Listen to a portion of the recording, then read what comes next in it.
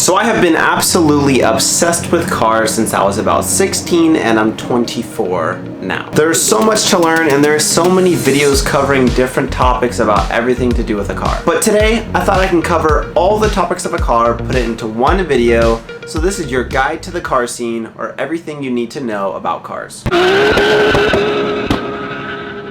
And hopefully after this video is over, you feel a little bit more comfortable in the car scene and more confident when you're talking about cars. So we're going to break down the car in two separate categories, the engine portion and the chassis portion. I'm going to be talking about all the most important parts of the engine and all the most important parts that have to do with the chassis, what the names are and the functions of them. So breaking down the engine in its most basic parts, you have the block and you have the head. The head is going to bolt on to the block. Inside the block, it's pretty basic. You got some bearings, crankshaft, connecting rods, pistons. All those parts together are called the rotating assembly, and all of them put together is called the short block. And in the heads, there's a few parts also. You got camshafts, springs, retainers, and push rods depending on the design. And in between the block and the heads, you have what's called a head gasket.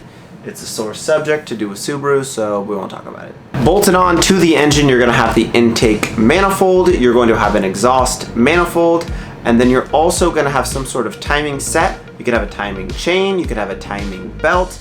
Obviously, all depends on the design. And you're also going to have accessory belts that are going to drive your accessories, like your AC, your alternator, power steering, all that stuff. Also, of course, there is the electrical portion, but that can get pretty intense, pretty in depth. So all you really need to know is there are spark plugs. That's what ignites your air fuel mixture. There's going to be coil packs, and you're also going to have your whole charging system like your battery and your alternator. Your battery just sits there, and the alternator, while your car is running, that's what's actually charging the battery. Now the fuel system is honestly pretty basic. You have obviously your gas tank, you have your fuel pump, you got fuel lines, you have what's called a fuel pressure regulator, your fuel rails going to your injectors, obviously spraying fuel into the engine. Once you break down all the parts of the engine in its separate categories, it's really not that hard to understand. And you might have to watch that portion of the video a couple times. Now, there's also what's called a cooling system, and that also only has a few parts. Your biggest thing, obviously, is going to be your radiator. That's what's going to be right up front. You're going to have a lower radiator hose, and you're going to have an upper radiator hose. Coolant is going to be flowing through the radiator, and it's getting cooled down through the air passing through it. You're going to have a water pump, obviously flowing that coolant.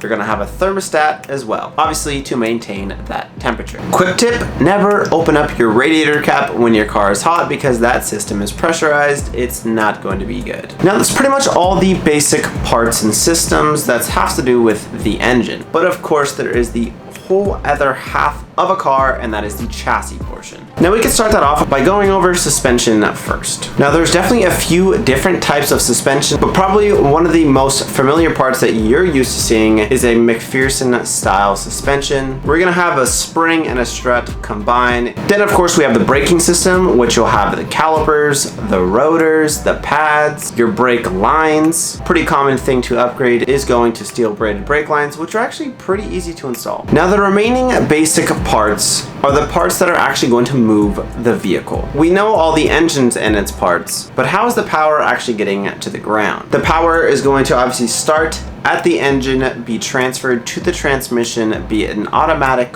or a manual. Directly from the transmission, say the car is rear wheel drive, it will go to a drive shaft, then to a differential. That differential will go to axles, and those axles will eventually drive the wheels. Obviously, if your car is all-wheel drive, you'll have a slightly different setup. Like my Subaru, for example, I have axles going directly into the transmission, which is pretty much just the front diff. If your car is all-wheel drive, obviously you have 4 axles. Rear-wheel drive, you have 2 axles, obviously in the back, and then front-wheel drive, you have 2 axles, obviously in the front. Whew.